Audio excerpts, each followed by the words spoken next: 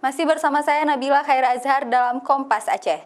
Pengemudi kendaraan roda 4 maupun roda 2 sempat mengantre untuk mendapatkan premium di sejumlah SPBU di Banda Aceh sejak kemarin.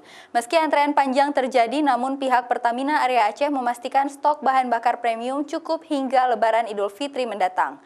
Bahkan sudah 99,5% premium disalurkan di 5 depo yang tersebar di seluruh Aceh. Pengemudi kendaraan roda 4 maupun roda 2 sempat mengantre di sejumlah SPBU yang ada di Banda Aceh. Pasalnya, mereka mengantre di jalur pengisian bahan bakar premium yang tidak disalurkan setiap hari. Meski antrean panjang sempat terjadi kemarin, namun hari ini antrean sudah mulai kondusif.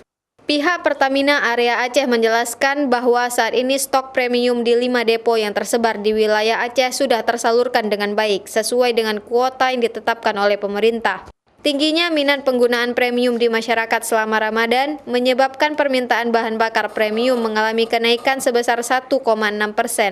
Namun pihak Pertamina memastikan ketahanan stok premium sudah tercukupi untuk 11 SPBU yang ada di Banda Aceh. Penyaluran premium bersubsidi ini memiliki batas kuota yang diatur oleh pemerintah, sehingga tidak semua SPBU di Banda Aceh menyalurkan premium setiap harinya. Namun pihak Pertamina sudah menyalurkan sebanyak 99,5% terhitung dari awal Januari hingga bulan Mei 2019. Pertamina sudah menyalurkan bahan bakar premium sesuai dengan kuota yang tersedia. Kita sudah menyalurkan sesuai dengan kuota yang ada. Sudah year to date itu sudah 99,5% kita salurkan kuota yang memang sudah ditetapkan. Tidak akan sulit kita menemukan mobil-mobil yang kita bilang berharga mahal, tapi ikut berbaris di barisan premium. Pasalnya, tren yang mengantre untuk pemasokan BBM adalah kendaraan roda 4 dengan keluaran tahun produksi di atas tahun 2000-an.